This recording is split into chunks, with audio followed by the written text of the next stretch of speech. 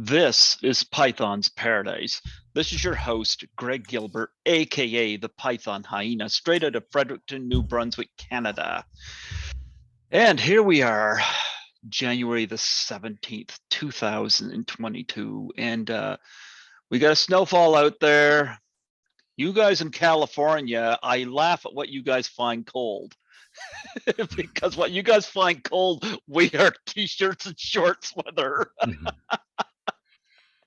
But nonetheless, folks, I have a guest back on the show that I'm so thrilled to talk to. And many times at work, I'd stick my headphones in and listen to the thing with two heads. And I look forward to it every time. Folks, I give you the wonderfully awesome and the guy with the coolest hair, Sean Clark. How do you do, Sean? Good. How you doing, man? I'm delighted to have you back. Thank you. Yeah, absolutely. Um, you miss Grumpy Cat? Yeah, I talked to him yesterday. We were supposed to record a new episode this weekend, but he wasn't feeling up to it. He was he got COVID a couple weeks ago, and yeah, and he got over it and was cleared and went to Georgia to start working on some movie I can't talk about. Mm-hmm. That's the third film, which is really the 13th. Anyway, but oh, you mean the My Little Pony movie that he was involved that's with? the one. That's the one. Yeah, so, but anyway, they started filming this past week, and he has weekends off. And he said he felt like he had a minor relapse. Not that he got COVID again; he tested negative and everything, but just wasn't feeling well. So hopefully we'll do one next weekend, because it's been about a month since we did one, and there's so much to talk about. God, I was dying to do an episode this weekend, just because I wanted to get my mind off of, as we talked before the show started, one of my dogs passed away, and it's anything to get your mind off of that kind of stuff. But I really wanted to talk about some of the new stuff I'd seen, and just went and saw the new Scream, and have a lot of opinions on that. And so I was looking forward to talking to him. And it's funny, as I said to him yesterday, I said, well, I know you haven't seen Scream, because that's just not, he would not go see that. And then he said, actually, I did see it. And I was like, what? And he said that one of the producers on the film had rented out a theater just for some crew members, and he was invited, so he said he just went for the heck of it. And yeah, he has opinions too. So hopefully we'll get to that next weekend. You know what? We just got a bunch of cases of COVID here. I work as a cleaner, so I've been on the front lines of this whole thing, Mm-hmm. And it's funny because we're not totally in lockdown, but our theater closed again for 2 weeks. And when I found that out, I went last Friday night, when the last night was going to be open for 2 weeks, and I went and saw the new Scream. And I usually just see one a week, but since next week I can't, I went and saw that, and I went and saw Belle, the new anime movie. And yeah, it was really good. And I don't even follow anime, but it was really good, and I hadn't seen any advertisements for it. But in terms of Scream, I wanted to see Nev Campbell's little nose freckles. Come on. I see those in person enough. So, Yeah, I remember she's the one. She's a Scream queen with little nose freckles. no, she looks amazing. Yes, she does. Unlike her co-star, Courtney Cox. Stop with the plastic surgery, Jesus! You've noticed that too, huh? Like this. I noticed that too. I gotta say, and this is just my personal opinion, I thought it was the best one since the first one. I'm gonna have to disagree with you on that one, but that's okay. Yeah, I'm glad. okay. I'm reading a lot of love for this one, which I mean, and I was shocked Mm-hmm. because I mean, I was like, great, no, this, it's getting a lot of positive feedback, and I went and saw it. Me and a buddy of mine, and we both walked out of there going, my God, did we see a different movie? I thought it was terrible.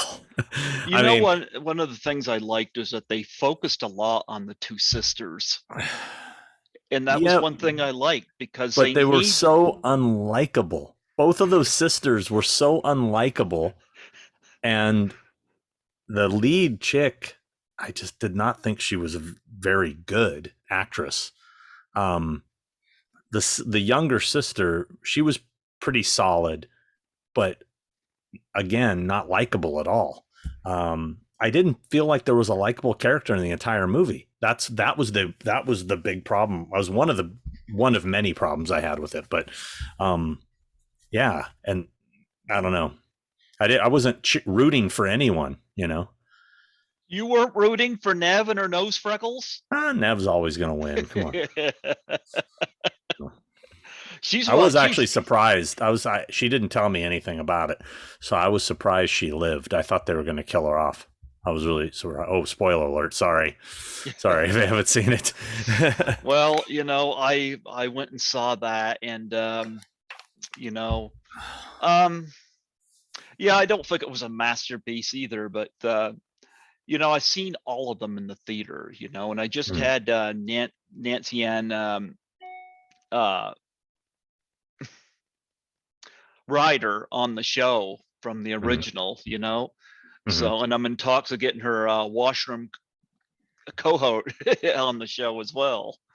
So, yeah, I got to talk about that a little bit, but so I had to go see it because I've seen them all. They've all Mhm. been in the theater. So, but yeah, Nav, one of these lovely Canuck girls. Yeah. Actually, where is she from? Uh, Somebody told me Halifax, but is that true? I don't know.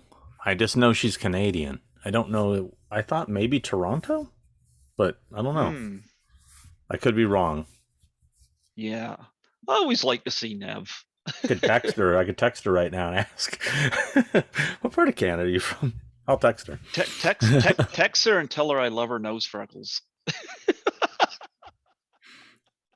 I'm gonna ask her. Random question. Random question.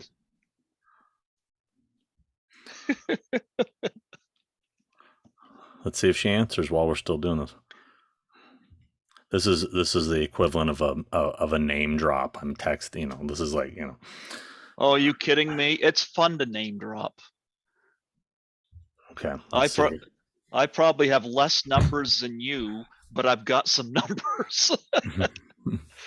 Yeah, like just before you timed in, I got a call from Craig Muckler from Microwave Massacre. I'm like, Craig, can we talk about this another night? I got to interview Sean.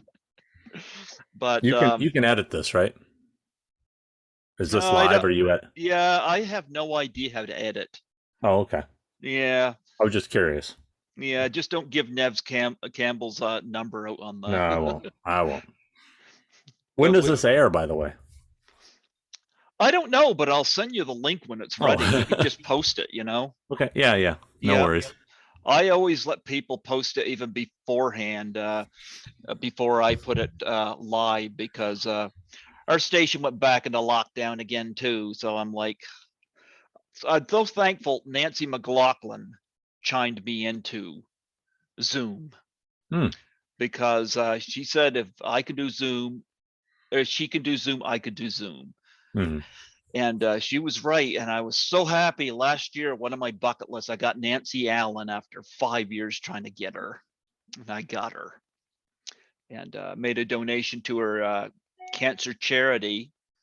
And yeah, had her on. I was so happy to get her. Hmm. But yeah, I still talk to Nancy on a regular basis.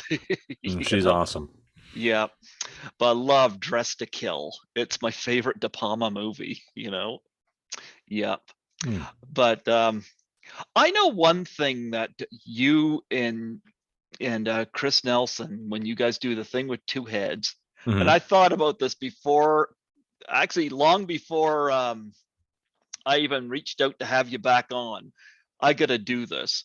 You have a thing called Get Off My Lawn. I'm surprised how that has become our most popular thing on the show. But yeah. I've got 2. I have a list of about 10 because I keep every time I think of one, I put it into my phone. That way, when we do an episode, I have a fresh one. But go ahead. Well, one of them is as I mentioned, I love to listen to my I'll have these things stuck in my ear, listening to my I'll listen to a thing with 2 heads. And I'll listen to stuff, and suddenly a friggin' commercial will pop in the middle. Like it could be Chris Nelson telling you how awesome you are, and how he worships the ground you walk in, and I'm just revving up, and then suddenly a commercial for laundry detergent comes on there. It's like, oh! Is this on YouTube or what? Where's the commercials? Not necessarily on your show, but on any show, right in the middle. I'm just humoring you on your part, but I hate that when a commercial breaks in and they make you listen to it. The whole friggin' thing. I'm like, I'm sorry, but I'm not paying for your commercial. The other people might be, but I'm not. Yeah. I hate What is this, 1975? I have to listen to a commercial? Yeah. See how spoiled we've gotten? So, I mean, it's like, well, actually, you can, geez, just in the 2000s is when it started where you could start skipping commercials, right? TiVo and whatnot. But remember when you had to watch them? I kind of miss that in a way. I kind of do. Kind of. Yeah. Anyway. Here's my other Get Off My Lawn. This is with law enforcement. Uh-oh. I was coming home from work. I worked the back shift. And I was coming home it was in the middle of the night. And I'm coming to a light. And I stop at it. A police car comes up, turns its light on, goes through the red light, turns the lights off, gets to the next red light down from me, turns the lights on, goes through it. And I'm like, that might have been funny and super bad. But it's like, if I went through those red lights, I would get arrested or ticketed. I don't like see it. And I see cops do it a lot now. Yeah. Turn the lights on and go through. I'm sorry, but they're not above the law. And if they've learned anything from the George Floyd situation last year, they lost. Yeah. Yep. I respect the police. I don't respect that. Wait for the light like everybody else. Yeah, I saw an ambulance do that the other day, and I was thinking the same thing. I'm like, wait a second, did they need to go somewhere? They turned the lights off. They went through the intersection, then they took. So clearly they were just, I guess them's the perks, though, right? Well, you know what? Anytime a drunk driver happens to slam into them, of course, it's going to be on the drunk driver. Of course, they'll find a way to spin that around. But I did see something beautiful today that you rarely get to see. You saw Emma Stone? Nope. You like it? You think Emma Stone's beautiful? She's all right. I think Emma Stone's beautiful. She's all right. So I was pulling out of my neighborhood. Nay and I were pulling out, and the light turned green. Directly across from us in the intersection was a policeman sitting in his car getting ready to cross the street. So the light turned green as I pulled up to the intersection, so I just started to turn. He was in the turning lane to go in the same direction. I'm turning. As I'm turning, a car comes flying through the red light directly in front of the cop. I mean, not even close, like, a good probably 1, 2, maybe 3 seconds after the light had turned red.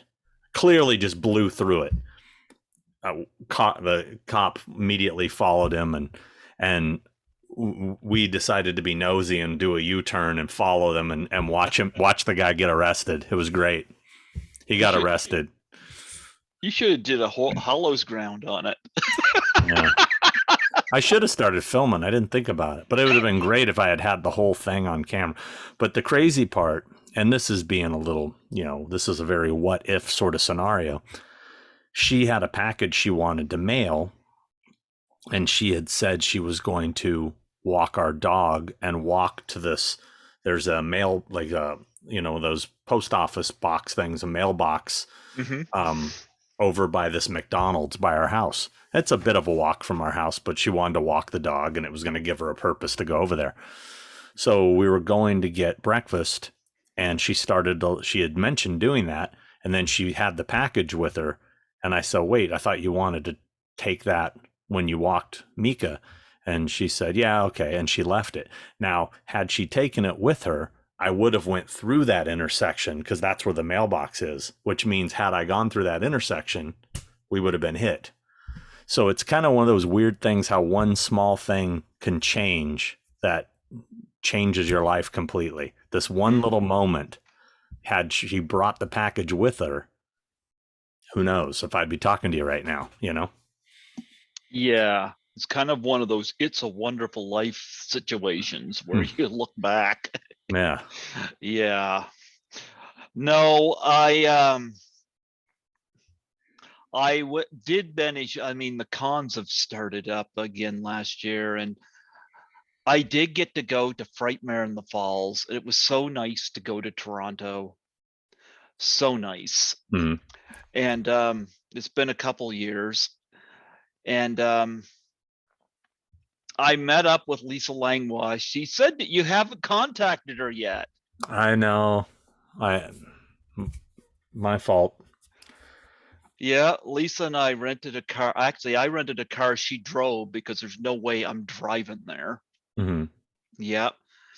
And we drove to Niagara Falls, and she had a friend nearby that she was going to stay with and visit. And I stayed in a hotel that night and went to the con. And then I went back with her the following day. Anyway, one person I got to meet that I was so happy to meet was Felissa Rose. Have you met Felissa Rose? Oh, yeah. I know her very well. Is she a treat or what? She's a crowd pleaser. She gave everybody a big hug, and she did the whole Angela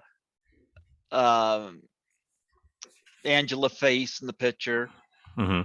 I showed her a video that Sandy Johnson did. Sandy Johnson did a Doubtfire face challenge for suicide and depression awareness that I threw at her. And her husband involves taking a pie in the face for suicide and depression after Robin Williams passed. And I donated to a charity that Sandy Johnson was involved with, and she did the challenge, and her husband was dressed up as Michael Myers. He put the pie in her face, and one of the people she nominated was Felissa, and I showed her the video, and Felissa was like, she turns to her handler and says, I'm gonna take a pie in the face. I said, well, you don't have to do it right here. So did you ever do it? I don't, not yet, but she's going to. She did message me about it because she wants to do it with the people she nominates. And she told me she's going after Dave Sheridan, who I've also met, and Alex Vincent and Christina Lease. Those are the ones she's going after. Okay. But she sent me a message because Sandy Johnson connected me with her. So very friendly, because I'm involved in some projects that she and Dave Sheridan are involved with. And when I met Dave, who was dressed up as Officer Doofy, we're all involved in the movie called The Dead End. And when I told Dave that, Dave said, technically you're our boss. And he turns to Felissa in the next table and she goes, hey, this is our boss. And Felissa's like, hi. So that was pretty funny. And I met CJ Graham, who hadn't seen 13 Fanboy at that point. But I had a special treat for CJ because I called Nancy McLaughlin before I got to him. And Nancy answered. I said, I'm going to put you on speakerphone when I meet him. So when I got to see G. Graham, I said, somebody wants to talk to you about your roadside etiquette. He looks at the phone, sees her name, says, hi, Nancy. They talk for about 5 minutes.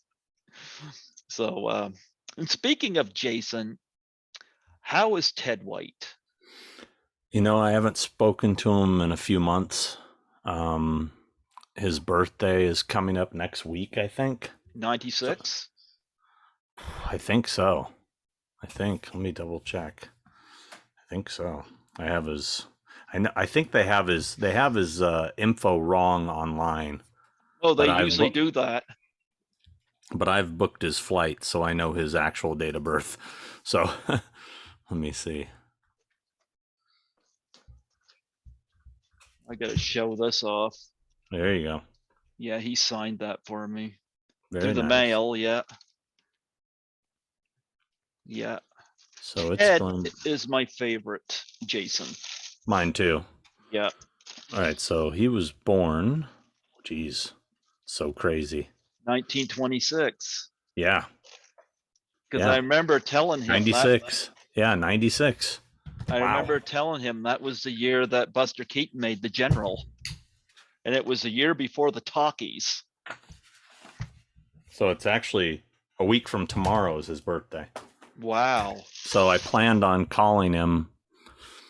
I don't know if he'll remember me. There you go.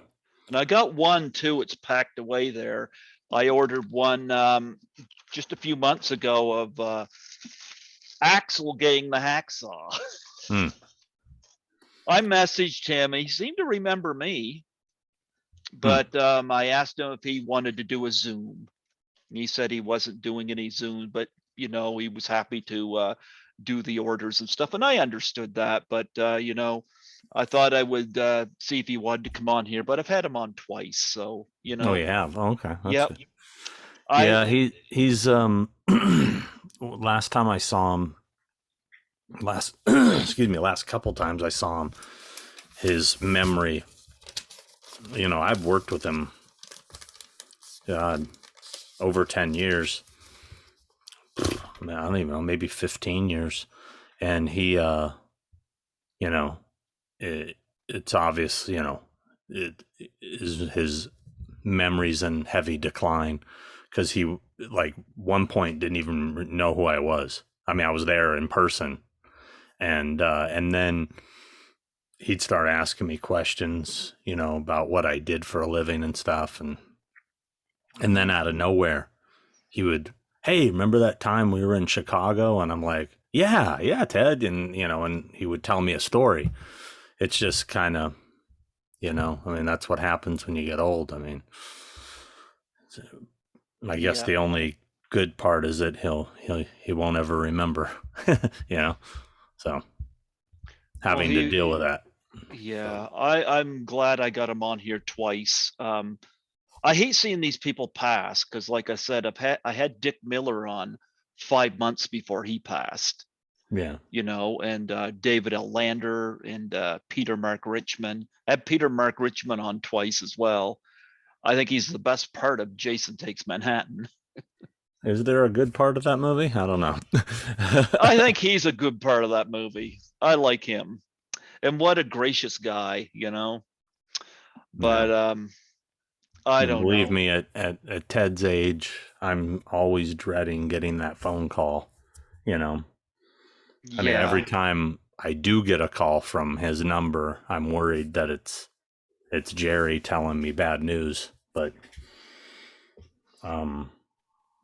hopefully he's hanging in there, He and Jerry's been married for a long time. Yeah. He told some great stories about Clark Gable, John Wayne, Lee Marvin. He knew Marilyn Monroe when she was Norma Jean. I those two interviews I did with him were two of the best. I'll tell you somebody whose memory seems to be going is Judy Aronson, because I heard her on a podcast denying everything that Ted has said and everything that everybody else has said. She denied the whole hyperthermia thing.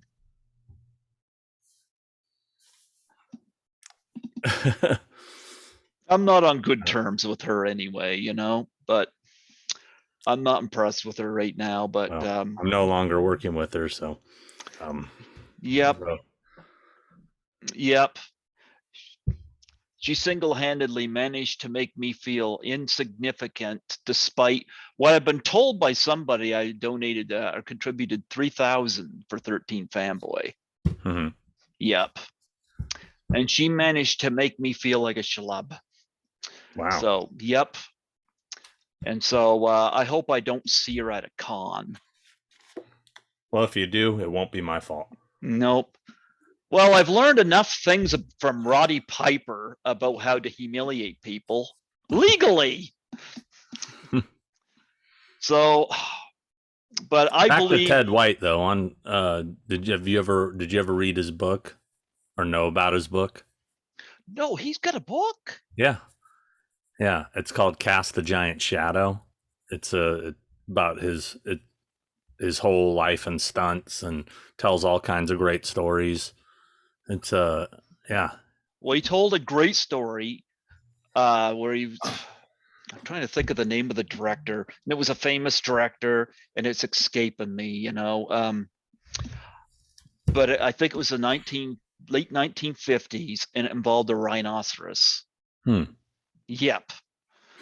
And he was doing a stunt for John Wayne, and it was extraordinary. I loved talking to him. He's very well spoken, very polite. I unfortunately never met him in person, but like I said, I got a few autographs here, and I called him once during COVID, and that was before you and I had first talked. And he remembered me at that time. He remembered me. I don't think I'd call him now, but nonetheless, Ted was a great guy. Mm-hmm. And I remember during that first interview, I'll tell this story. This is my Tony Moran story. Oh no. During that first interview, Ted White told me that he was going to give me the contact info for Judy Aronson and Kane Hodder. And I said, don't give it out over the air, because I don't know how to edit these things, And he said, oh yes, I keep forgetting about that. But he sent me an email, and he sent me their numbers. Now I've got a lot of numbers, and I'm certainly not a 13 fanboy, but I never called them, either one of them, for the longest time. And what changed my mind is that Dick Miller passed away. Mm-hmm. And all I kept thinking was, wow, I didn't even have Dick Miller on my list of people to contact. I just noticed he was doing a lot of cons, and I was like, would he do my show? Mm-hmm. And I got him. And I kept thinking to myself, if I hadn't reached out, I would have not had that experience. And so I thought, I wouldn't want something to happen to either Kane or Judy and me having their numbers. So I called Kane, got answering machine. I left a message, never heard back. I left it at that. Judy was a little different. I called the number, and the person that answered says I had a wrong number. Okay, fair enough. I called Ted, and Ted said, that's the number though. And I said, well, do you think maybe she might have got spooked? And he said, I told her that I mentioned your name, and he said she would never do that. She would never do that. Okay. But I let it go for a while, and then I got further involved with 13 Fanboy. And so I gave her another call. This time somebody answered claiming to be her cousin. Okay. And they were going to pass my information on. And I'm like, okay, fair enough. That's the last time I called. Then I had Debbie Sue Voorhees on. I've had her on here 5 times now. And she told me to lose the numbers. So I lost the numbers. I don't have them. I still got Debbie Sue's, but I lost the numbers because I didn't want to have them in case some shit hit the fan. I feel like I was being jerked around by Miss Aronson, Hmm. and I can't prove that. But I'll tell you something that did happen. I was, of course, it was. I do this thing with the Doubtfire challenge where I'll donate to a person's charity if they do the challenge. Lisa did it, Sandy, Nancy. I've had some people in the wrestling community did it. Anyway, I threw it out to people on 13 Fanboy. And a lot of the behind the scenes people did it, and they would throw it out. And Ron Sloan ended up doing it. Ron Sloan is one stand-up guy. I love him. Love him. One of my favorite people. He sent me Jason Bradford from 13 Fanboy made the soup label, Ethel's stew. Mm-hmm. No, I got one. He gave me one. Well, he sent one to me. He messaged me on Facebook and said, Greg, what's your mailing address? And I had no idea what he's going to send me. That is Ron Sloan. He's so considerate. Mm-hmm. But he did a Doubtfire challenge, and they were nominating various people from the film. And Judy got nominated in there somewhere. And so I went on Cameo, and I put myself as a 13 Fanboy co-producer. And I threw it out to her, and she answered. And she said she was more than happy to do it. In fact, she said she was so jealous that Ron got nominated, but she didn't know she was. And she said that she promised to do it, but she said right now during COVID, she can't. And that's fair enough. I don't know what COVID's like where you guys are compared to here. Anyway, this year, I get this message from her where she asked me to withdraw the request. Doesn't feel right to her and blah, blah, blah. And I didn't say this to her, but my thoughts were... Oh, sorry about that. Was that Nev Campbell? No, it wasn't. I wish. Was that Nev Campbell saying, who's that guy asking about my nose freckles? I'll let you know if she does contact me. But nonetheless, I'm kind of, I don't want Judy on the show. I will never go meet her at a con. But I just hope she was paid well with money I put into that film. That's my thoughts on her. And she could deny that the whole Ted White thing on that set. And she did that during an interview that I heard. I believe Ted 100%. So that's my Tony Moran story. Judy Aronson's my Tony Moran, a nicer looking version. Let's say I was waiting for the part where she threatened your life, but I guess my version's a little harsher than yours, I guess. But anyway, with Judy? No, with Tony.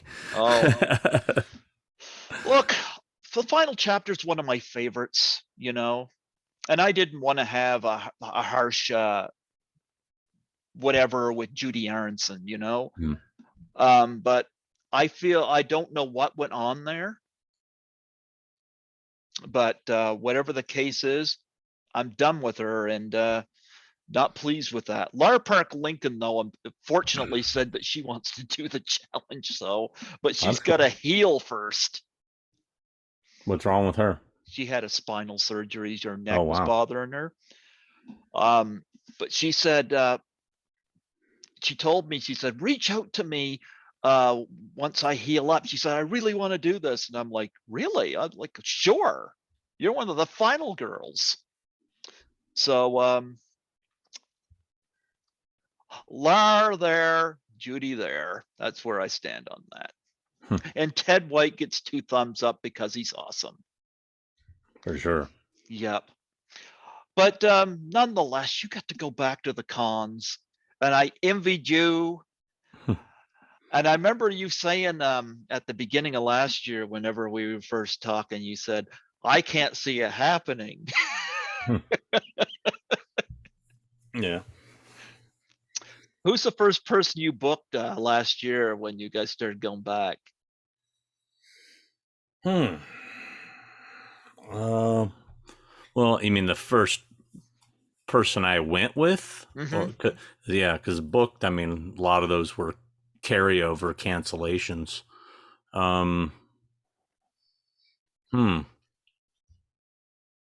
I'd have to look at my list. Let me Yeah. see. So that was 2021. Looks like the first one, I didn't go personally. I wasn't there. But James Jude Courtney and PJ Souls did that Full Moon Horror and Tattoo show in Nashville, Tennessee in April of 2020.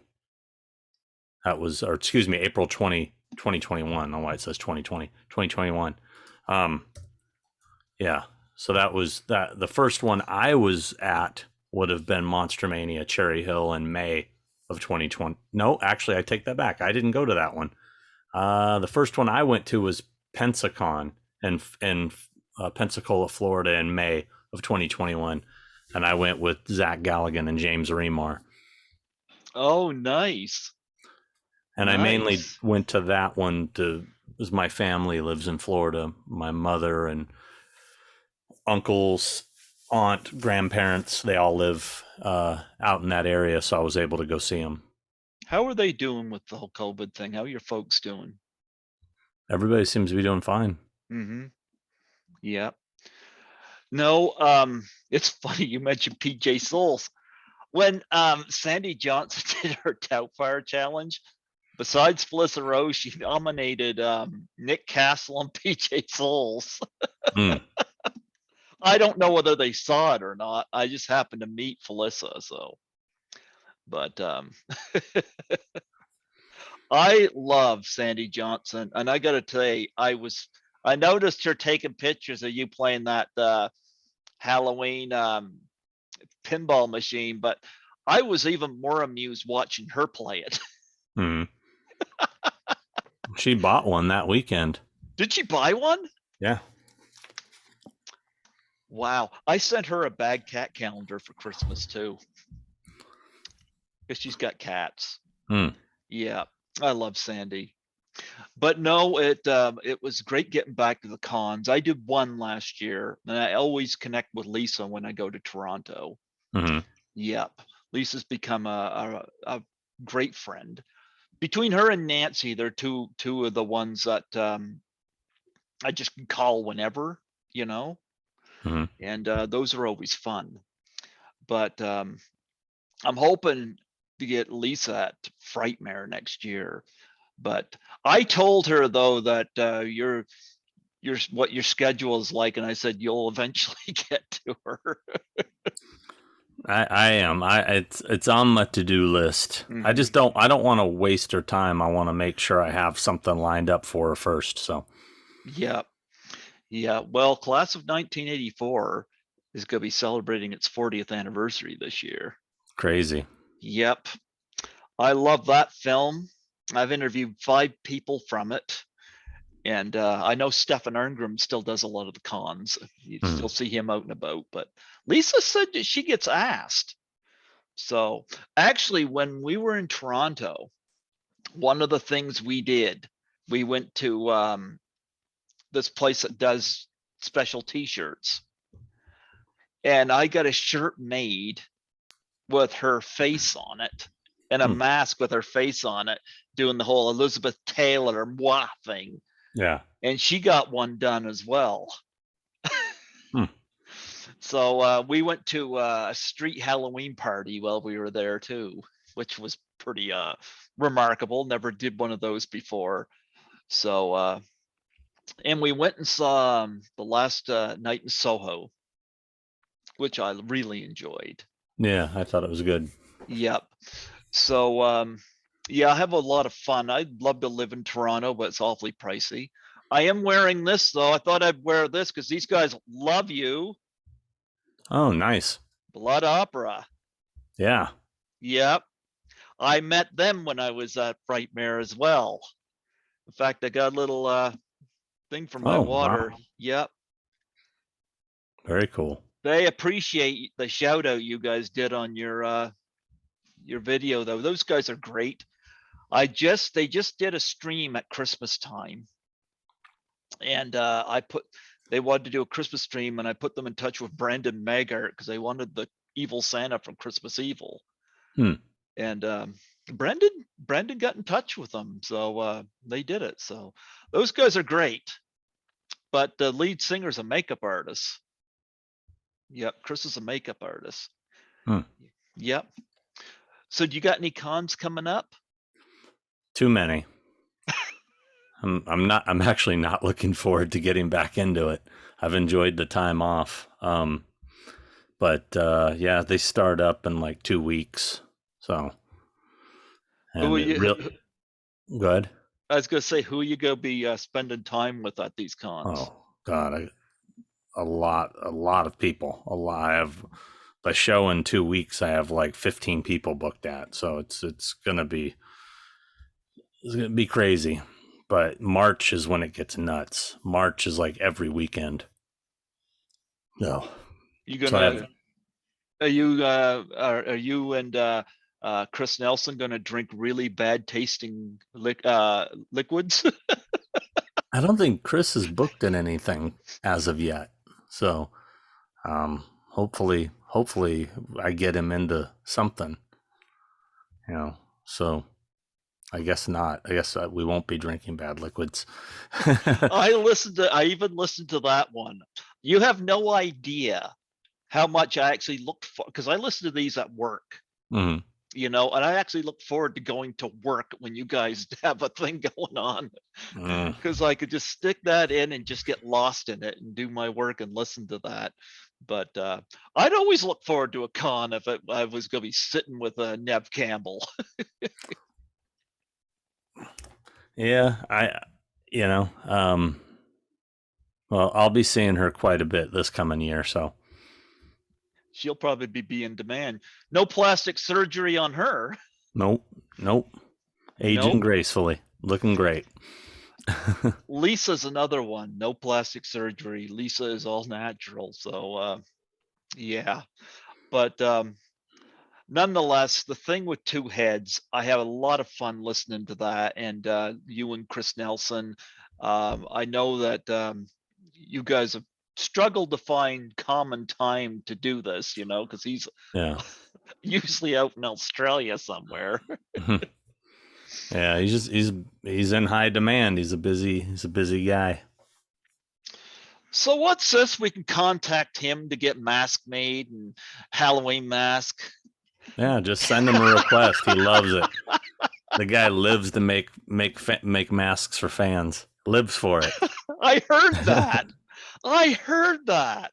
I heard that he'll make mask if you'll send him the worst tasting liquid possible. Nah, you just need to ask. Just ask. He'll do it. But I follow your Horror Hollowsground. Love the Killer Clowns one. Thank you. That one was a lot of work, but I thought it turned out pretty good. Yeah. No, what an innovative film. I gotta get the Chowda brothers on here at some point, I'd love to get Suzanne Snyder, but she's never answered me. So I kind of gave up. But nonetheless, the creativity behind it, kind of like of course, it was a low budget film, but certainly a higher budget than Attack of the Killer Tomatoes. So yeah. So are you able to tell us any Horror Hollowed Grounds you got coming up? Yeah, I'm editing right now. I'm hoping maybe to have it finished tonight. I don't know. But I'm been working on Blue Velvet, the David Lynch movie. Oh, nice. Yeah. And then after that, I haven't decided what I'm going to jump into next. I have a few episodes already shot. I just need to edit them. That's what takes the longest, is the editing.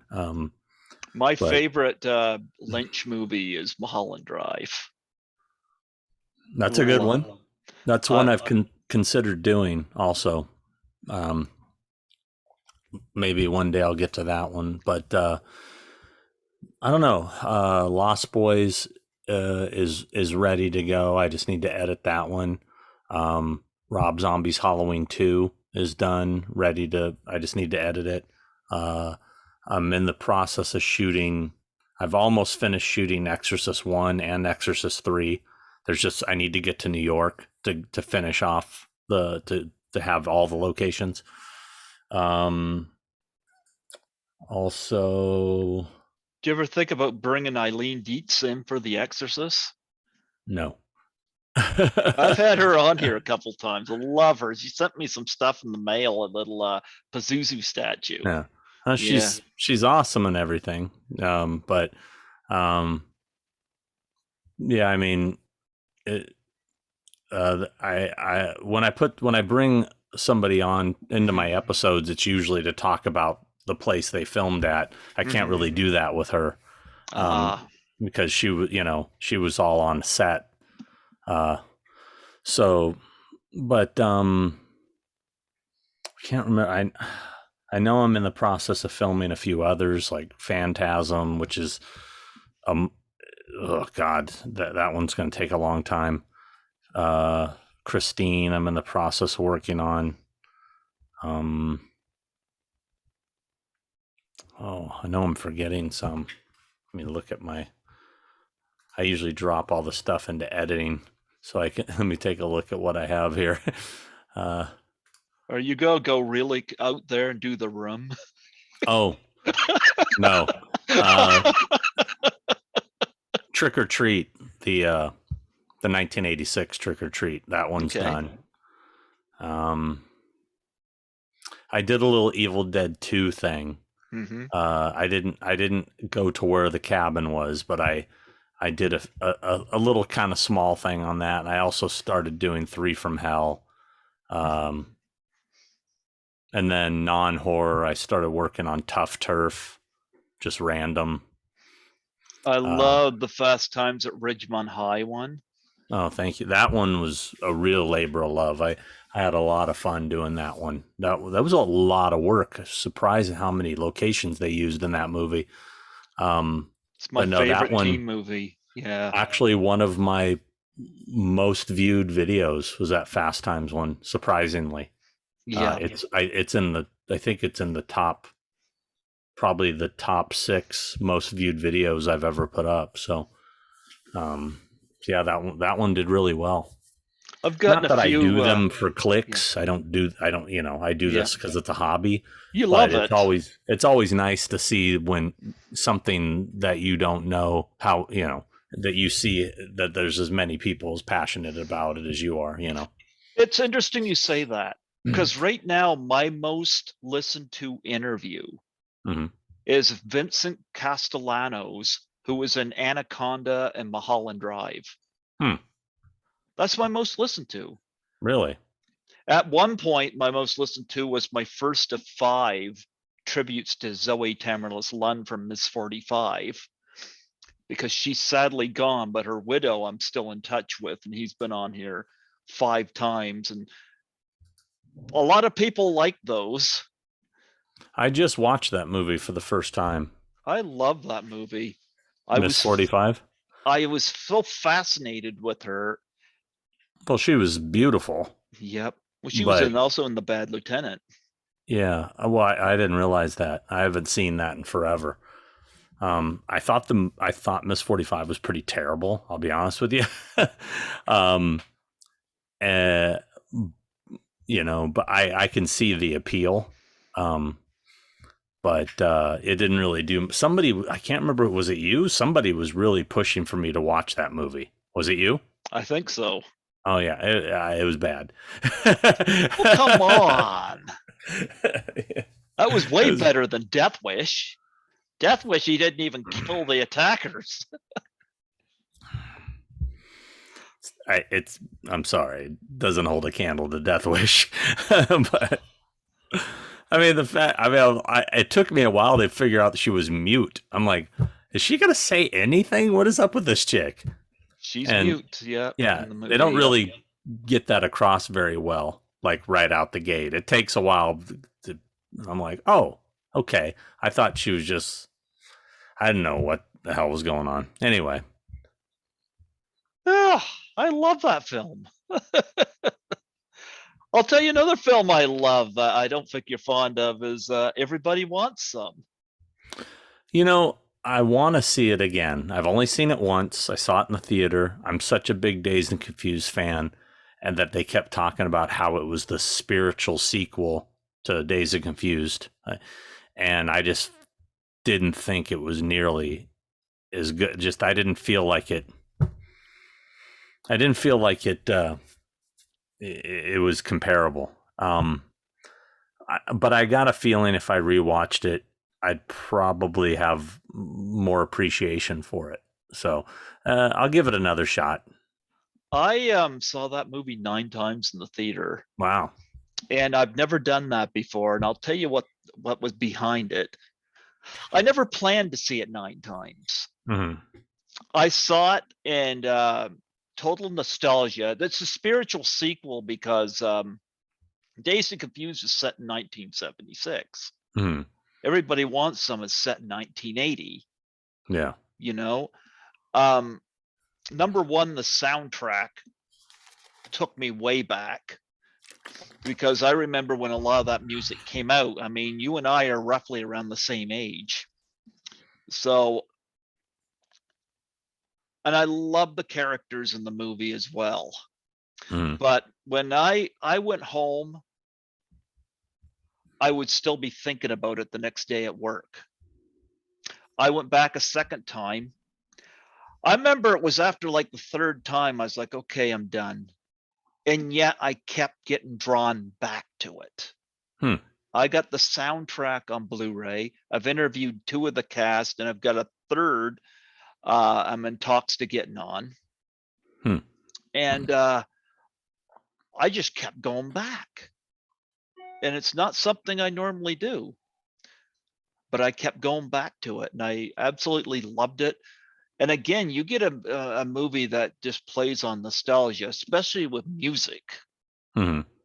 There's a lot that, especially with me, a lot that catches me. I mean, it starts off with My Sharona by the Knack and ends with Good Times Roll by the Cars. And I love the Cars. It took me back. And of course, Wyatt Russell looks so much like his dad, it's not funny. Yeah. But yeah, I've got Dazed and Confused here, and I've got Everybody Wants Some here. I've got them both. I haven't had anybody on from Dazed and Confused, but Everybody Wants Some I have. You represent Austin Emilio from that movie, don't you? Yes, I do. What's he like? Besides doing very bad bets in this movie. he's a cool guy. He's I don't know if you know this, but he's an amazing skateboarder. I mean, I think he could have gone pro. And he brings a skateboard with him everywhere he goes. He always has a skateboard with him. He's a great guy. Most people know him from Walking Dead or Fear the Walking Dead. He was on Walking Dead. Now he's on Fear. He's the guy who plays Dwight with the half burnt face. Yeah, good dude. To me, he's the guy you don't lend records to. I haven't seen the movie in so long. I don't know any of these references, but if I met him, that would be what I'd talk to him about. Is Everybody Wants Some? He lost a game of Knuckles. No, I noticed you represent him, and I was like, yeah, I quit watching Walking Dead after the 3rd season because they killed off Laurie Holden and Sarah Wayne Callies in the same season. I'm like, there goes a lot of the eye candy. I'm done. I don't go there to see the zombies. Keep the beautiful women alive. See, if I had kept watching, they would have killed off Maggie right away. So I stopped watching so she could live. Well, there you go. She owes you. Mm-hmm. I know one story you shared on the thing with 2 heads, and this amused me so much, was and I think I asked you about Roddy Piper. If I ever meet John Carpenter, I'm going to ask him what it was like to be at WrestleMania 3. Because to me, WrestleMania's never topped it. and that was where you had the Steamboat Savage match, which was awesome. And of course, Piper, on his first of many retirements, I think he and Terry Funk are tied at several apiece retirements. But I actually got a figure of Piper for Christmas. My brother got me a Piper figure. But I remember you saying that you saw him at a hotel room. You knocked on his door and he had pajamas with ducks on them. Yeah, baby blue pajamas. Yeah, little ducks. Yeah. That should have been his ring attire. Did you ever? Yeah. Good. Did you ever see him wrestle? No, I'm not a wrestling fan at all. I used to be. I think it sucks now. Yeah, I never got into it. I was just a fan of well, obviously They Live, but yeah. his, even if you weren't a wrestling fan, you knew about Roddy Piper, just like I know about the Macho Man, but I never saw him wrestle. I learned about him from Slim Jim commercials. So. Or fighting with Spider-Man. Don't know about that. Yeah, the first Spider-Man, he was Bonesaw. Oh, was he? Yeah, that was him. Oh, wow. Yeah. But no, I'm a big Piper fan. I'm still in touch with his daughter. Mm-hmm. I've had Ariel on here. I remember she saying she wasn't going to wrestle. Now she's wrestling. Mm. But I've had her do a few cameos for me. She's always looking forward to my cameo request because I always ask her the weirdest shit. Mm-hmm. Yep. But did you have any interesting Piper stories at the cons? Because he must have been interesting to hang out with.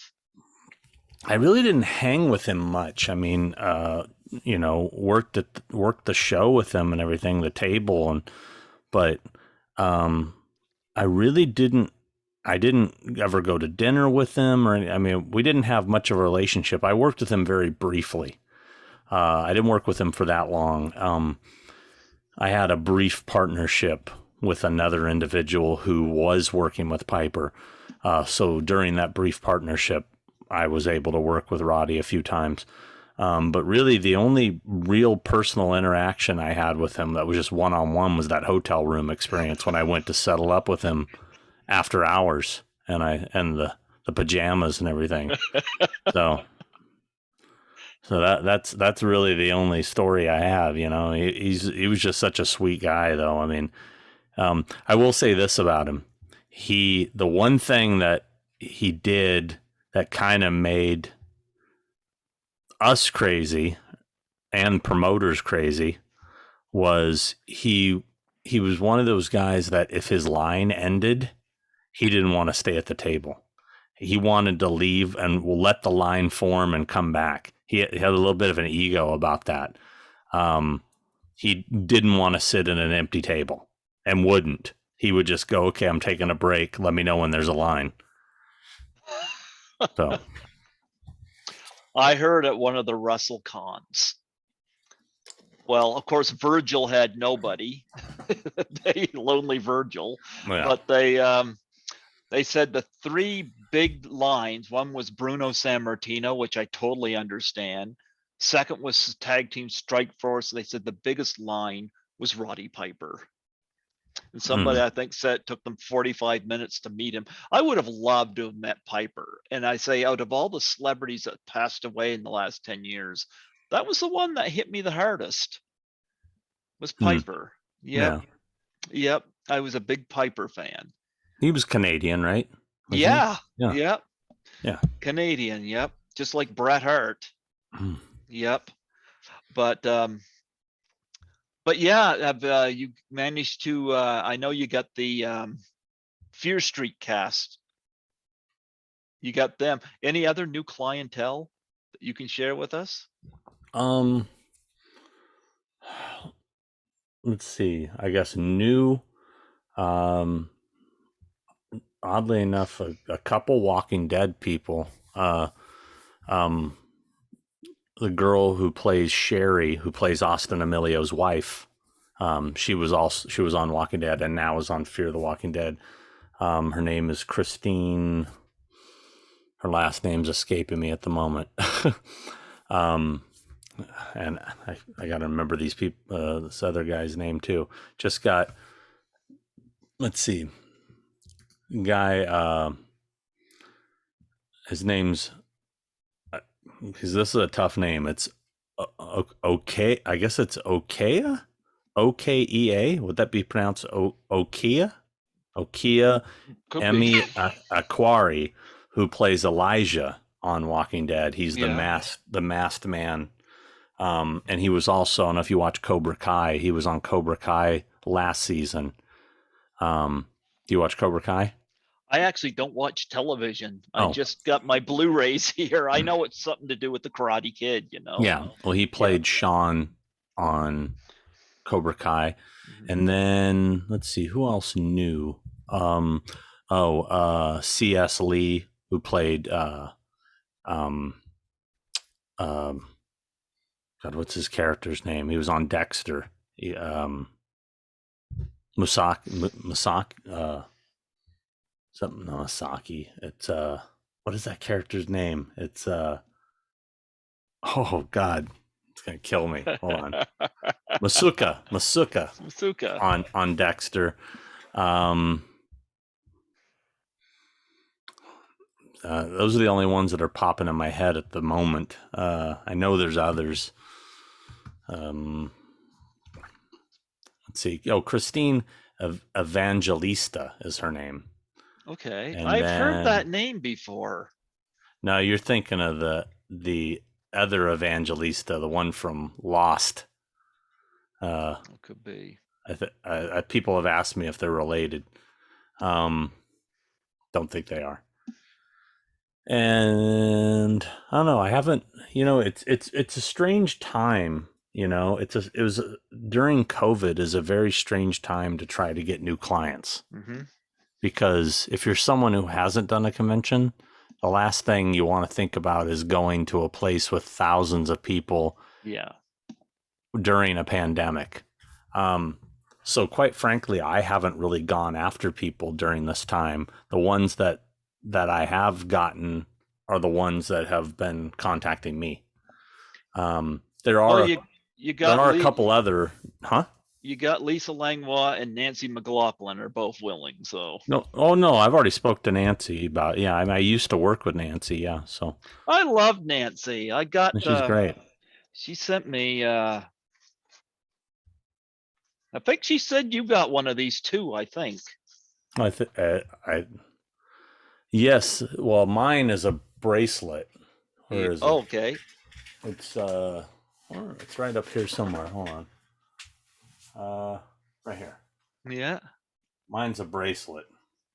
Oh, there you go. She told me that you were quite happy with that. Yeah. No, I keep it up there on my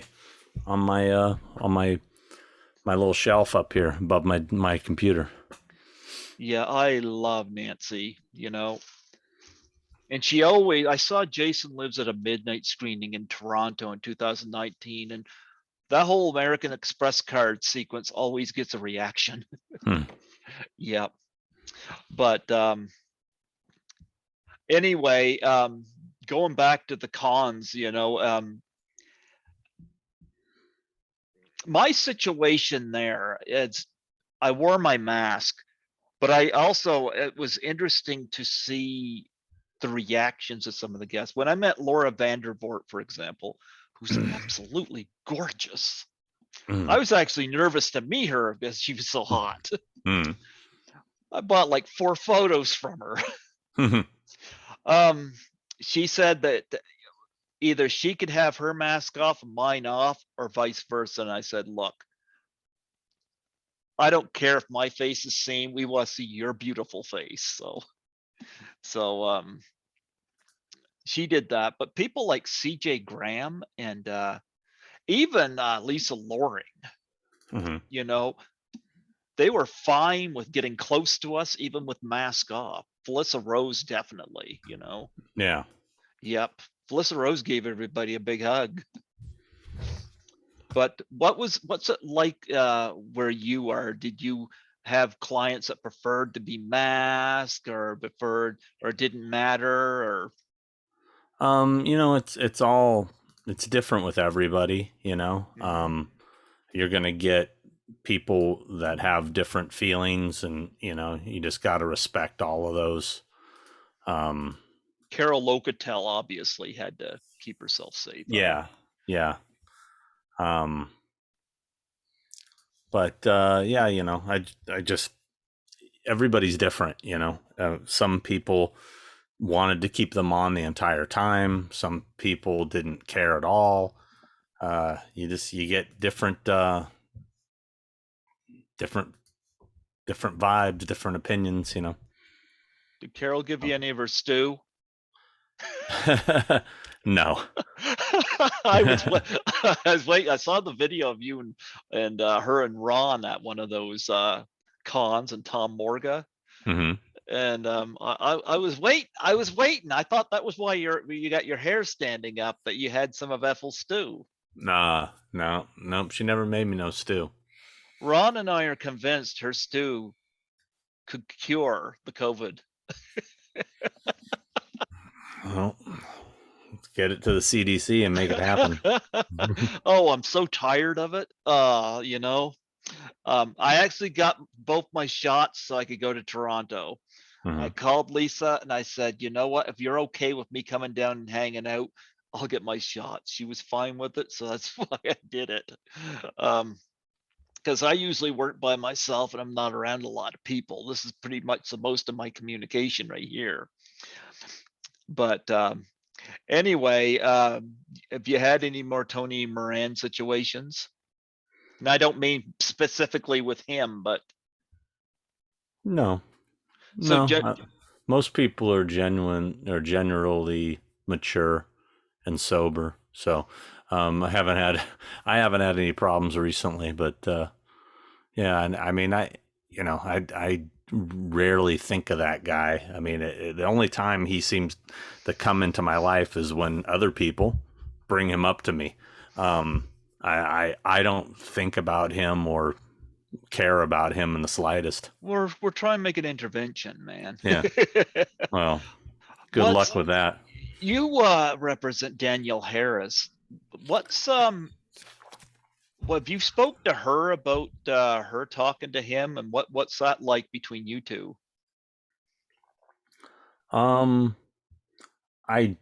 actually, it did get brought up in a conversation.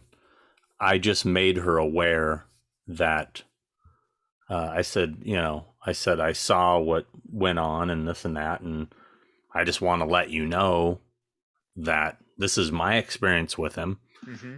And that person in the video that he was bad mouthing was me.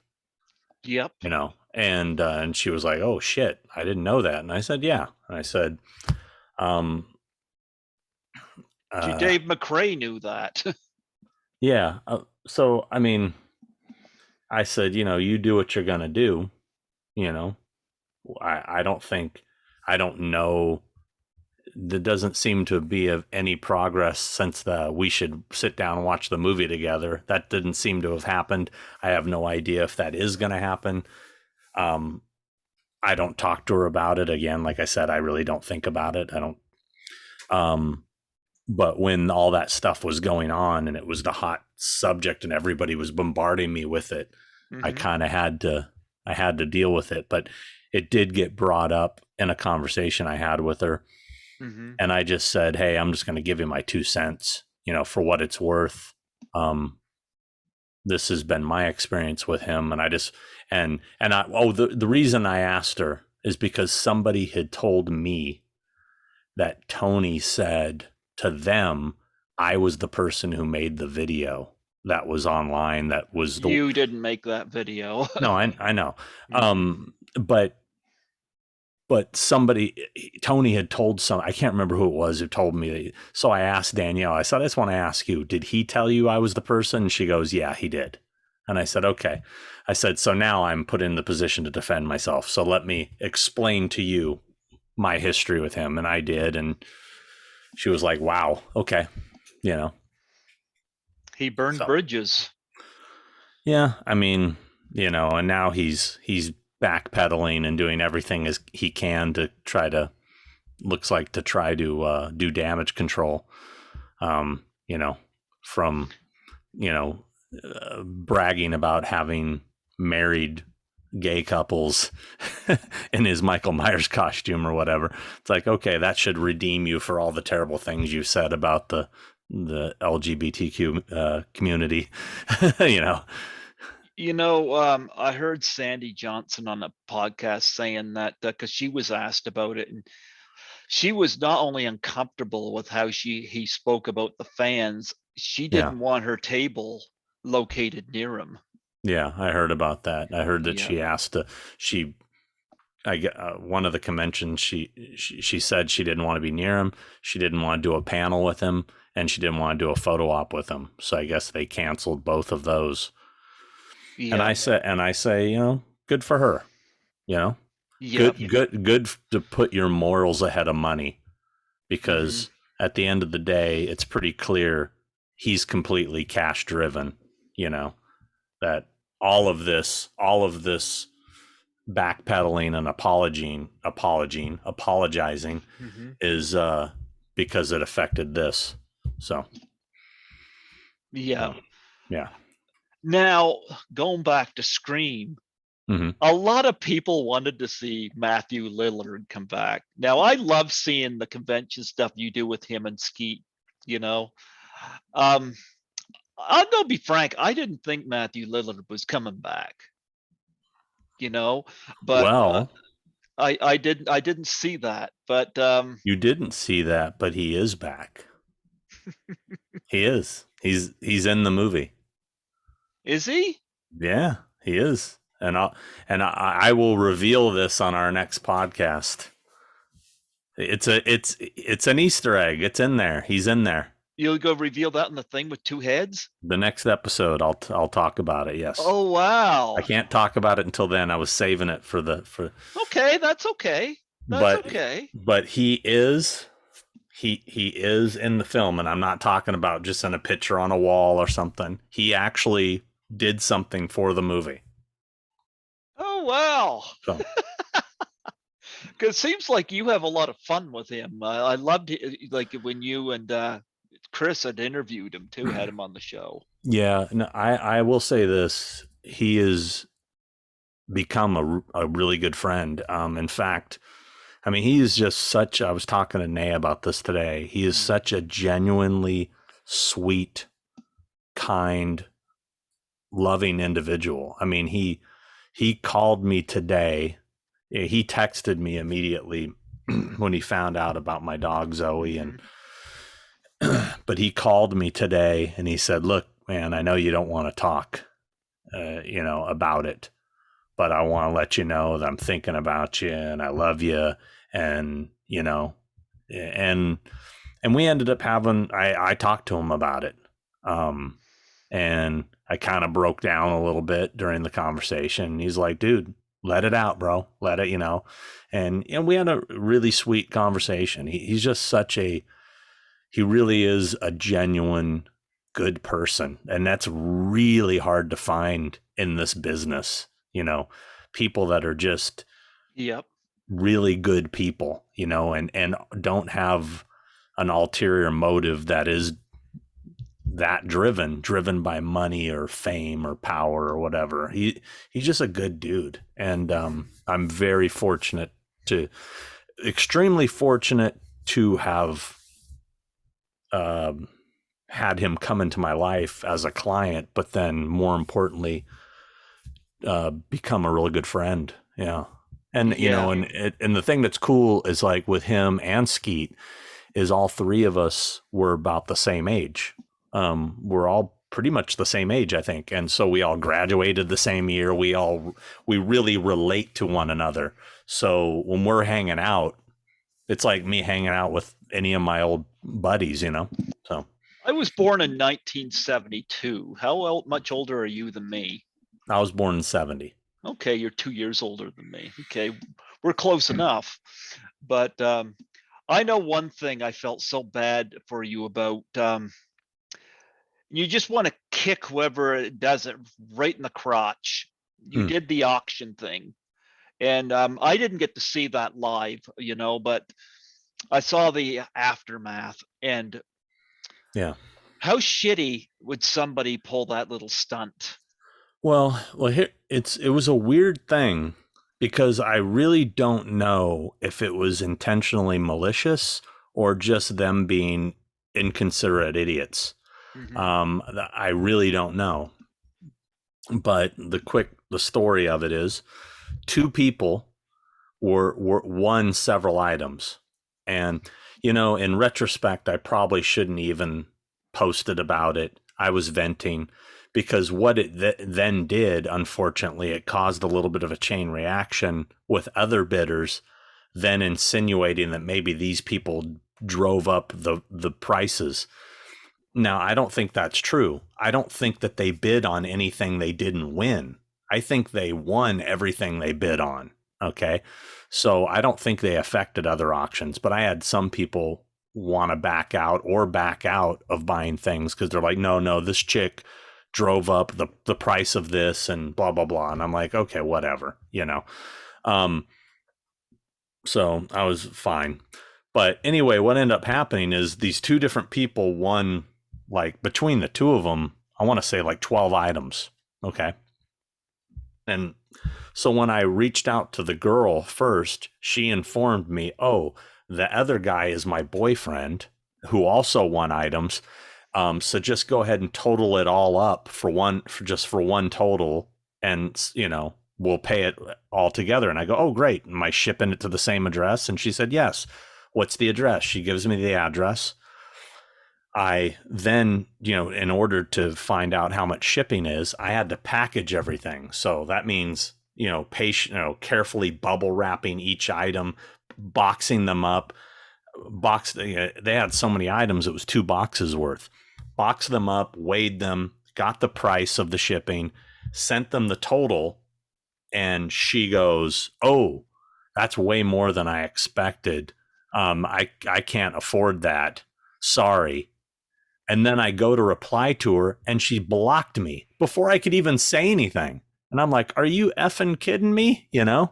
So I go to the guy and I said, hey, man, what the hell's going on here? Your girlfriend, said this. And he goes, yeah, sorry, we didn't realize the conversion ratio because they were from Canada. Mm-hmm. Between Canada and you, it was going to be so much. We can't afford that. Sorry. Then he blocks me.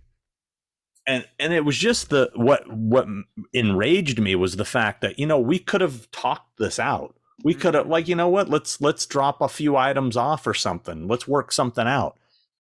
Didn't give me the opportunity, just blocked me, said, sorry, block.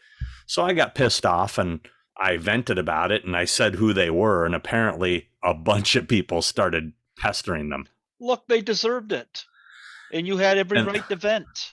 And then the guy, who I guess is some bodybuilder dude, he started sending me voice messages through Messenger threatening me. Did you laugh at him? Because I would have. I just reported them to Facebook, and because I was like, here, look, this guy's physically threatening me. So, but the thing was interesting. What I thought was the funniest about his threat was, dude, you don't know who you're fucking with, and you got a bunch of these people contacting me to start shit. I'll get 100 people to contact you. I'm like, I was sitting back kind of laughing to myself, like, dude, do you have any idea my social media outreach if I really wanted to fuck with you?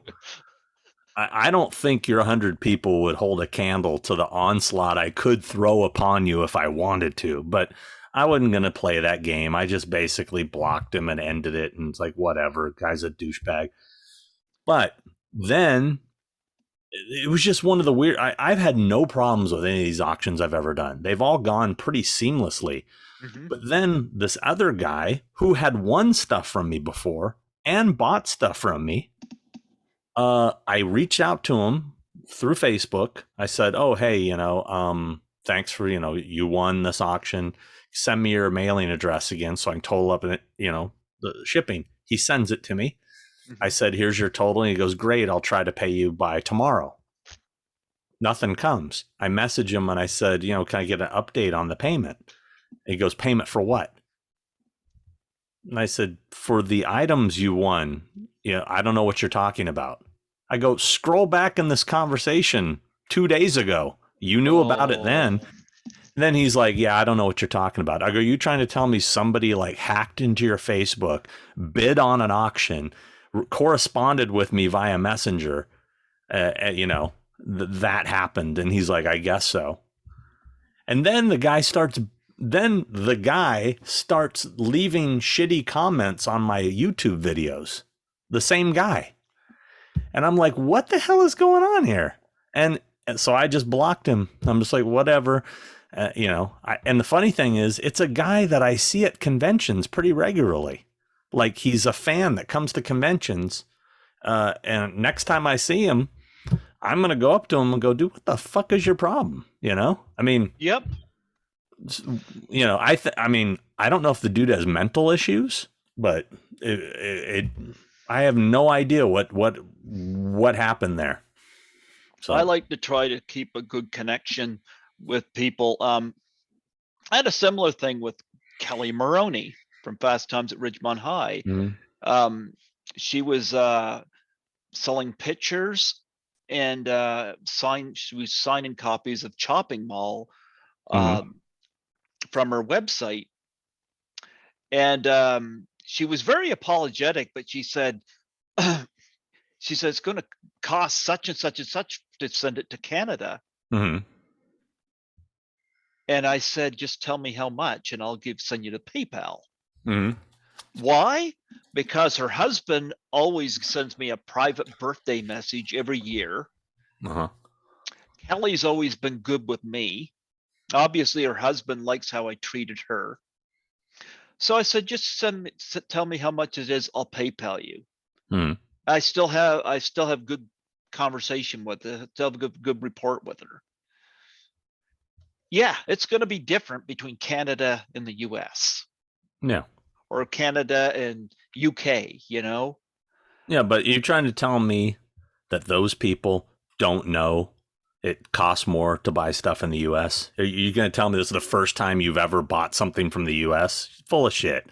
I mean, I'm not from Canada and I realize the conversion ratio. Come on. I think they went in over their heads. Yeah. They went in over their Or heads. or they were purposely screwing with me. I don't know. That could be the same. That could be the case too, which is really sad because you had some great items there and you had some genuine people Hmm. that really wanted to get those items. Yeah, but now it's kind of soured me on doing further auctions because it's like, what's going to stop one of these idiots from trying to screw it up next time? You know what I mean? So, Yeah, and you get people like Nick Castle will sign stuff for you and whatnot, and it just goes to waste when these idiots do that. yeah. Yeah. So, No, I don't blame you. I'd confront them too. yeah. But do you ever have situations like that at cons where you have to deal with people like that? Like what exactly? Either maybe not even like a situation like this, but just abrasive fans. Oh, yeah. Oh, God. I've been doing conventions for a long time. So, abrasive fans happens a lot. I've actually told many stories how I've had some of my worst experiences in New Jersey. Oh Um, wow, a chiller. Chiller. Yeah. At Chiller at when Walker Stalker used to do a show in Edison, New Jersey. Mm-hmm. Um, I mean, I have lots of friends from New Jersey and I know a lot of great people from New Jersey, but God, have I had some bad experiences with people from New Jersey. Just, I mean, one story I like to tell is this guy walks up I was working with Norman Reedus Mm-hmm. and this guy walks up with his kids, and the way it works is they come up to me first. I ask them, what can I get you? And they buy the autograph or whatever it is. Then they move down the line to get to him, right? Mm-hmm. Well, this person gets up to me, and the whole time, I'm right in front of you, or, they're right in front of me like this. They're just looking at Norman the whole time. And I'm like, what can I get you, sir? And he's just like, and I, excuse me, sir, what can I, and I had to like yell like, hey, hello, what can I get you? And he's like, oh, I'm good. And I'm just like, well, you're good? What can I get you? I'm good. Hey, you look at it, it's Daryl.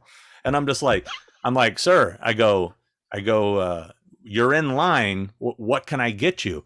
Oh, I'm good. I just want to meet Daryl. And I go, well, are you going to get something? Oh, I don't know. I'm good. And I go, do you go to the grocery store and get in line at the grocery store and get up to the checkout and just tell them you're good? And it's like, I'm trying to explain to him how it works, but he's ignoring me. He's just ignoring me like I don't exist. And he's doing it on purpose. It's not that he's so enamored by Norman.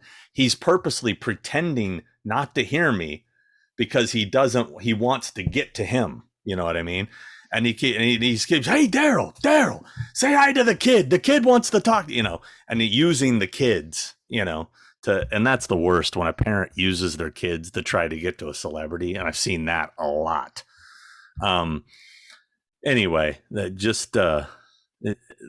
I've had some bad experiences in New Jersey with people just being abrasive and, venting at me that they waited in a long line, and it's like, do you realize we've been standing here for 3 hours? I go, do you realize we've been standing here for 6? I mean, we also have been standing here the whole time, you chose to, you're going to stand in a line to meet someone to get up here and complain to me about it. I can't help it if he's popular, mm-hmm. There's nothing I can do about that. I think it's hilarious when people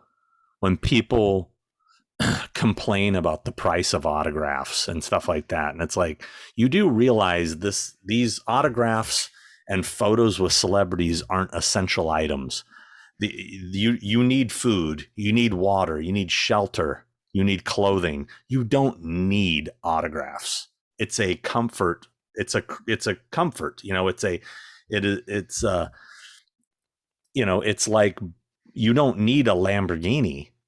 You can live with a Subaru or whatever, or in my case, a Honda Civic. Yeah. Do I go to the Lamborghini dealer and complain to them and how expensive their cars are?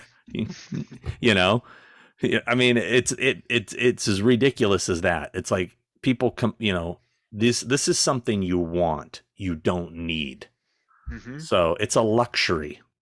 So when people complain about the prices of an autograph or what it costs to meet a celebrity, I have to just kind of shake my head and, if you were talking about the cost of water or the cost of bread, then I would listen to your argument and have some sympathy, but, anyway, that's my rant on. How many times do people come up in the lineup and they recognize you and want to want your autograph or a picture with you? It happens a lot. Because I certainly would, Yeah, it happens a lot. Which is super flattering. People all the time will be like, "Oh, dude, I love your videos. Can I get a picture with you?" or whatever. Even they have no idea who I am. They're just like, "Oh, I've seen your videos," or whatever. That's really cool. I really I appreciate that. It got so much at a point that I started to bring like Horror Hollowsground's pictures with me to conventions. And if somebody asked, I would pull one out, and if or give them stickers or something, but I always felt that seemed a little pretentious. I felt a little pretentious. I'm trying to be nice, but that's like it's like the there's that little bit of the I don't know, I guess the rub, if you will. It's like I thought, oh, that would be a really nice thing to do, that if somebody did for me, I'd appreciate. But then someone else would see and go, look at the fucking balls on this guy bringing his photo to autograph. It's like, okay, I see that side of it too. I'm trying to be nice, but at the same time, he thinks he's so full of it, he should bring headshots with him. It's like, okay, all right. So I kind of stopped doing it. I bring stickers with me now, because I feel stickers feel less pretentious. You know what I mean? It's like, here, have a sticker. Like, oh, you like Horror Hollowsground? Have a sticker. It's not a sticker of my face. Why not? You and Chris Nelson. No, now we're selling shirts with our faces on them. So I have got to get some merchandise from you guys at some point. I just haven't gotten around to it, But I listen to every show you guys do. But I got one of the shirts recently. I wanted to see what the quality was like. Oh yeah, show it. I got this one. I like this one. Oh, look at that. Yeah. That looks nice. Yeah, it turned out pretty good. And it's a nice shirt, and the print doesn't, if the print, you barely feel it. It's yeah, that's cool. I don't really like to wear shirts of my own stuff. Yeah. Like I never really wore t-shirts of my bands I was in and stuff, so you feel still kind of strange. Do you still perform in a band? No, No. I still play for fun, but no, I'm not in a band currently. No time. Okay. Well, going back to the abrasive fan thing, what's the worst you've witnessed with one of your clients? Now, I'll be frank, I've never witnessed anything like this at any of the cons I've been to, but I've been lucky. Well, there was a guy in Canada, actually. It was in, I want to say it was in Ottawa, or okay. I was I think it was in Ottawa. I might be wrong, but it was definitely Canada, and it was definitely snowing. But I was there with Norman, and some guy came up to the table and jumped on the table, put his butt on the table. Norman's behind him and had his phone out trying to film, and was trying to catch Norman off guard and saying, it was one of these YouTubers trying to get a reaction video. And I forgot what he said, but anyway, I went after him and got security, get him. We took him in a back room, and we took the phone from him and erased it. So anyway, that was just a weird situation. Yeah, I never had anything like that happen before. You gotta tell Norman to stop bringing trouble with them. He hasn't been at a convention since his last convention was October 2019. He hasn't been out for a while. His first convention back will be in March. So it's been a while. I gotta ask, speaking of Walking Dead, what's Sarah Wayne Callies like? Very direct. Like, she's really cute. doesn't take any shit. She's a very cocky, and when I say cocky, I mean confident is what I mean. Has a real confidence, she's a very strong woman. Very different than her character. But no, she's yeah, we've worked together quite a long time. Yeah. Mm-hmm. Yeah, she's a strong personality for sure. Yeah, when she was killed off in Walking Dead, I quit watching. I thought she was hot. Yeah, I'm like, oh, I got no reason to watch anymore. Zombies don't look good. But are you going to? Well, I suppose with COVID, I think I know the answer to this. But Hmm. Jamie Lee Curtis, are we going to see her at another con? I don't think since COVID, I don't think it's likely unless things change drastically. I wish things would change drastically. I'm so tired of this. But I'm hoping I get to see her on set of the new film soon. So I'm definitely gonna bring it up. So we'll see. Are you going to get Kyle Richards as a client? I talked to her about it when I was on the set of Halloween Kills, and you know, she's done private signings, but that's about as far as that. That's the thing. I talked to her about it, and then COVID hit. COVID changed everything. So I actually, when I watched Halloween Kills, I was like, oh my goodness, Kyle's grown up and she looks stunning. mhm. She was great in it. I liked her in it. Yeah, Yeah. I really liked her in it. A little too much evil dies tonight, mind you. You think? Yeah, I think they did that a little too much. But I went and saw it, but unfortunately, everybody on the internet was spoiling it. Hmm. I Crazy had the part is Evil didn't die that night. yeah, Oh, yeah.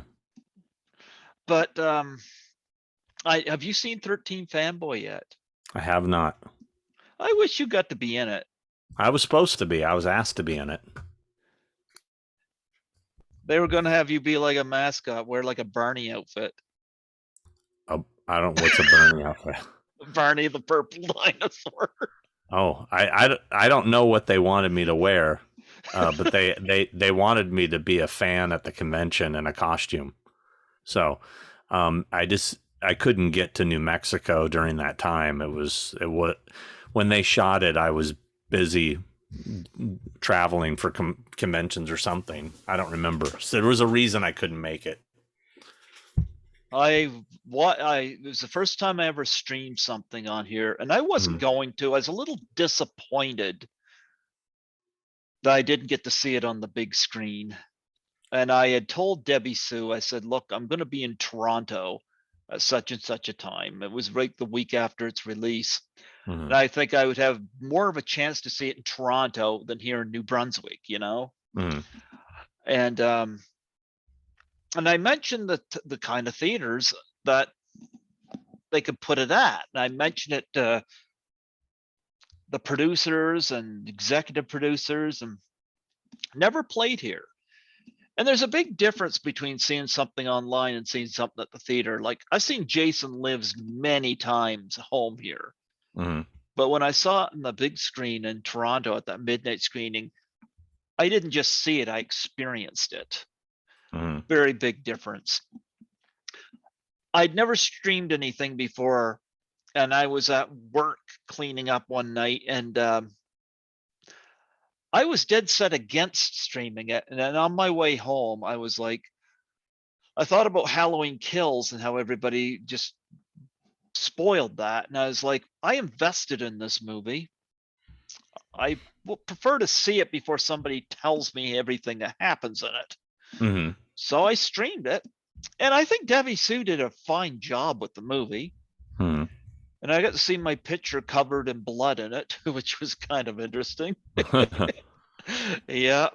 And so I was happy about that. And I had Tracy Savage on here back on Boxing Day, and flattered her because I spent all that money because she was in it. Major crush. But I liked the end product. But like I said, I wish I could have seen it on the big screen. I would have liked to. They get a lot of mileage out of me in terms of promoting it, because I always wore the shirts and had the tote bag at the cons, Mm-hmm. Yep. I know you said you met Chris, Chris Alexander, who runs Horrorama. Do you know James Ponce, who runs Frightmare in the Falls? No, I deal with Chris Drabowski, who Oh, I is, know who he is. Yeah. yeah, I don't really deal with James. I think I've met him, but Hmm. whenever I booked people into Frightmare at the Falls, it's through Chris. Well, here's a question, Speak, because you represent Christina Lease, right? Hmm. Okay, I went to Frightmare, and I know there was some people that had to cancel. I think Linnea Quigley, I was told, wasn't vaccinated, and some people had other things. But I went there. I actually bought Child's Play 2 on Blu-ray. I thought I'm going to get her to sign that, Hmm. and she wasn't listed as canceled, but she wasn't there. Hmm. She was nowhere. Was she trying to think of? That was, when was that? Last That October? would have been October 27th, 28th, or something like that, or 29th. There's 2 days. It was whatever the Friday and Saturday was.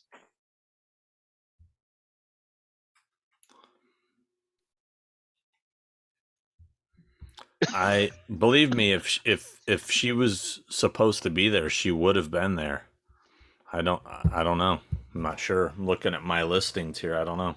Because like they had all the guests all in one area. Hmm. She was nowhere. She was not there. Hmm. And I even saw the diagram of the place where she was supposed to be seated, Hmm. and she wasn't there. Uh, I've never did ask James Ponce about that. I probably should, but yeah, I bought the Child's Play 2 Blu-ray just to get her to sign it, but she wasn't there. So maybe next time. Yeah, I don't know. I can't help you on that one. I'm not sure. Let me see. When's their next one? Is it also October? Yeah. As of right now, they didn't ask me for her, so I don't know what happened. So We got to get Chris Alexander to bring you into Horrorama. he's never reached out. I know him. I Hmm. mean, we're not buddies, like we don't talk, but when we see each other, we always chat. I haven't seen him in several years, but yeah, I don't think they've ever reached out to me for anyone. I think, a lot of times, especially with conventions like that are run by people that run a magazine and know a lot of people Hmm. personally, they don't like to deal with agents. I think they save money by going around us, and maybe in some cases they do, but when it comes to me, uh, they you don't really save money by going around me. I don't add any extra expense. So Gee, if it was me, I'd go through you. But I know you have had problems. I saw your post on this. People that poach your clients. yeah, that's getting to be a big problem recently. There's a couple major culprits of that. Yeah, I've been talking to one who was supposed to send. I never got anybody through this person either. Hmm. The guy's initials SB has the S same. SB. Yeah, SB. Sean. Oh, I don't know. I don't. I think I know who you're talking about, but that guy. Oh, that guy's like ancient history. He's been exposed, and that guy was just a fraud. I mean, there's a difference between pretending to represent people and actually going after and stealing other people's clients, which he wasn't doing because he was just a liar. He was just full of shit. He was saying he would represent people, and people never heard of him. That guy was just a drug addict loser. Sean Blair. Yeah, Yeah, I was supposed to get some interviews through him, but it's never happened. And that's a shock. I just kind of just gave up on it. you know. But I know I've interviewed a few of your clientele, Mm-hmm. and I've got no issues with them. You don't represent Judy Aronson anymore, so I don't have to feel bad about that. Nope, no worries. Although I think I get my best stories from Ted White, so I'm glad I got him. But nonetheless, the thing with two heads, we got to talk a little bit more about that. Any big things that you guys are going to be doing with that you're able to talk about? Nothing. We don't really plan anything. We just kind of, hey, you want to do a show tomorrow? I mean, we don't really discuss anything. We don't even discuss topics or anything really. It's we just get on there and start talking, and That's what I like about it. yeah. And I feel it's a lot more organic, and it's literally two friends just talking about stuff that they're fans of, and it seems to be a lot of the people that like the show seem to really like that about it. That they feel like they're just listening to a couple buddies talk.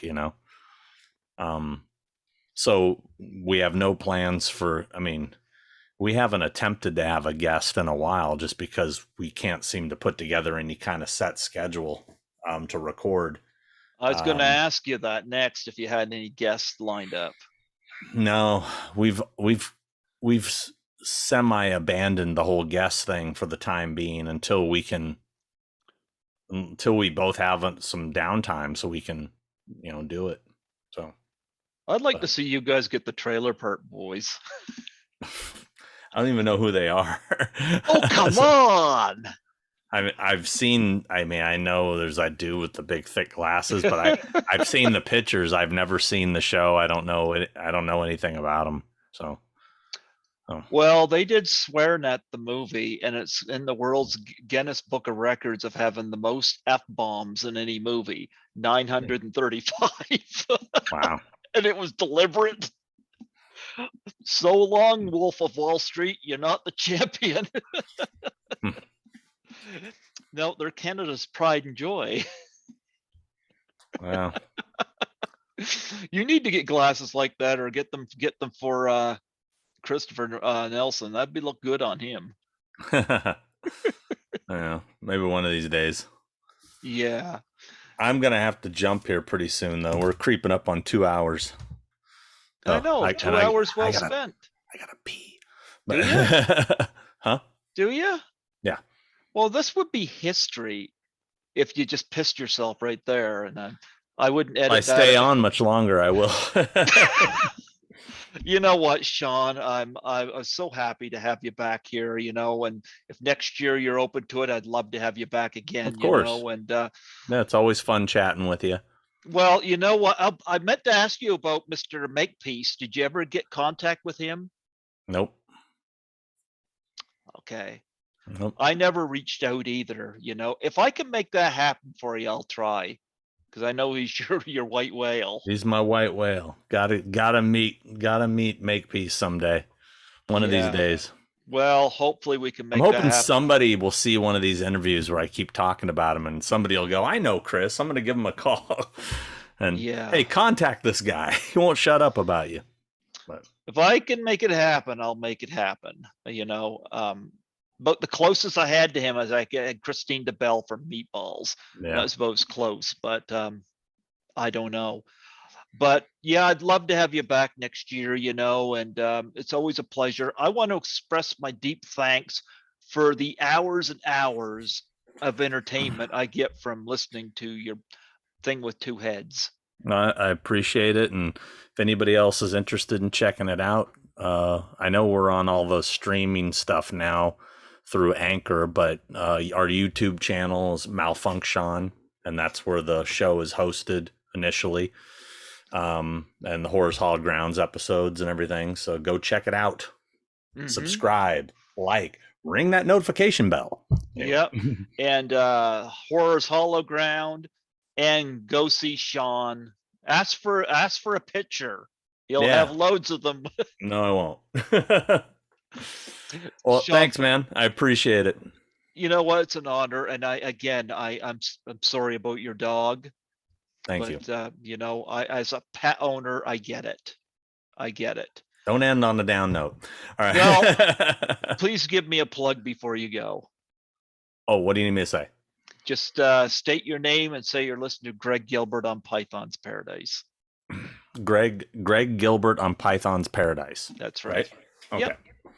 Hey, this is Sean Clark from The Thing with Two Heads and Horror's Hollowed Grounds. You're listening to Greg Gilbert on Python's Paradise. We got to let Sean go before he pees himself. I'm really going to pee myself. So I'll see you guys later. Take care, Sean. Thank you so much. Bye-bye.